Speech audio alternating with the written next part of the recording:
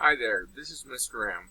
Let me walk you through my course just one more time as we finish our little excursion through this Canvas course. This is my home page that I learned to make in this course. As we look at it, it just explains to you what my course is all about. It's a band class for 5th and 6th grade students. Down along the left-hand side, it shows what my page looks like. The students actually only have the home modules, online library, and Canva links. Down here, they have a link to the supplemental music page. They have the disclosure statement and a link to the method book. So now, as we click to the modules page, the first module is the music resources module that has everything that they'll need for the entire year. They can click on the disclosure statement again.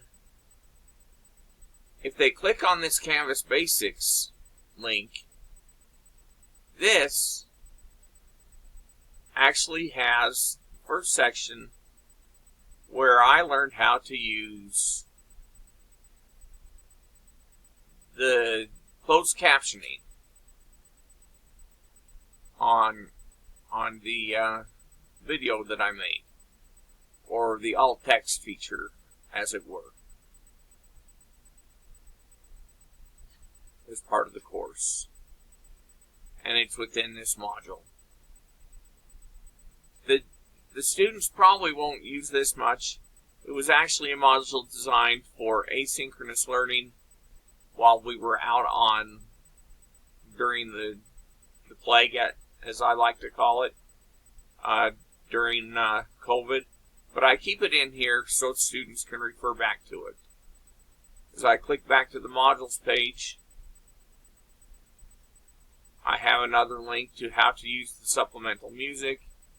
The method books link is there.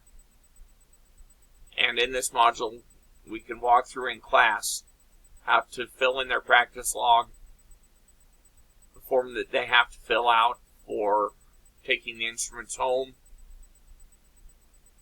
a link to actually fill that form out online, but we can also have it turned in on paper, which many parents choose to do. And there's also videos that are available that, if the students choose to watch them, if it wants to open up for me. Again, I do use these sometimes in class, but they're also available for students to watch at home as supplemental videos to help them on their own to become stronger players. Again, these are content videos that they can use anytime they want. This module that I have in here that says Term 1, Week 2, I put this in here as the practice module for everybody to see during this course. These participation and preparation assignments are just their daily attendance. The preparation assignment, just for example, means they brought their instrument to class. It's worth 10 points. They don't do anything here. I go into SpeedGrader or my gradebook, either one, and put in their score. All they have to do is show up and I take care of it. They're the same as if I click on the previous button. All they have to do is be there and participate in class.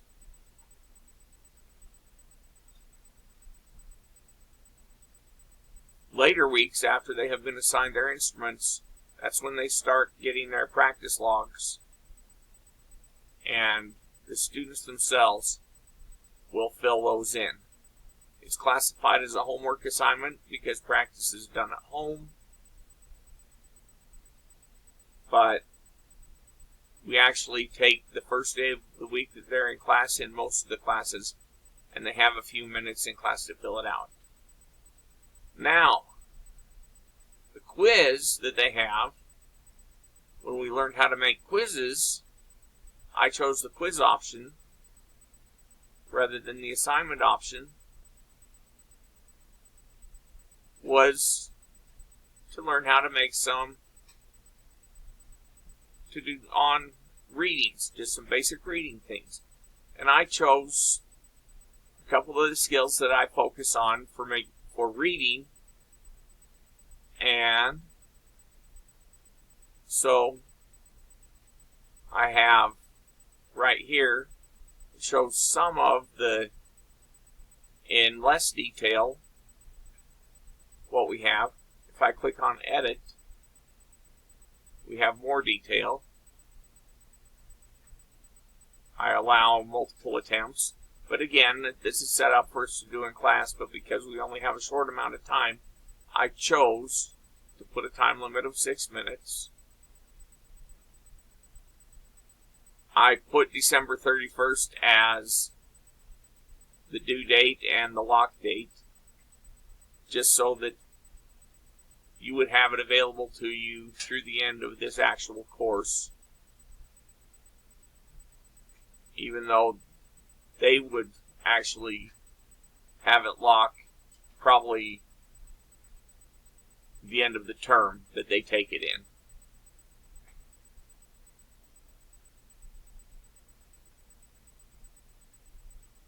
Now, just to show you what the questions look like, I'll click on preview, and it shows the 4 questions. I put 2 types in.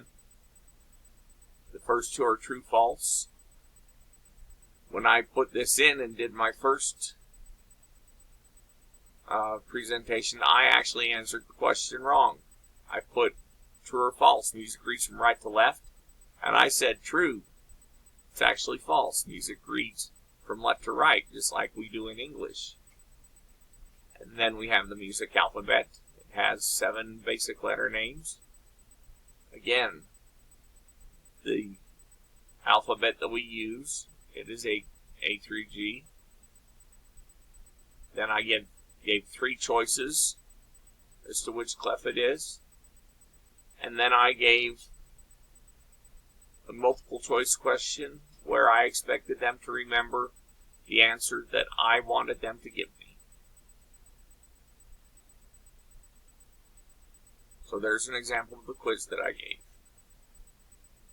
These next 2 modules are modules that the students will probably never see. That the course that you're looking at right now is my shell course, and I picked these out of the Canvas Commons, just as part of the assignment that we did to search through Canvas Commons and learn how to import things. However, my students may see parts of these as we're learning our note reading. What I can do with this is, once I publish this, I can actually copy an individual assignment to whichever module we happen to be working with at the time, to the module that we're using in the course at that time. I can copy it to the module, or I can send it to whichever module I want to use. So that's basically the overview of my course that I put together for this class that we've just completed.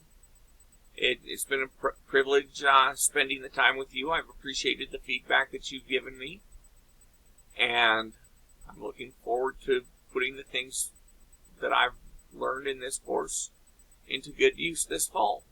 Thank you.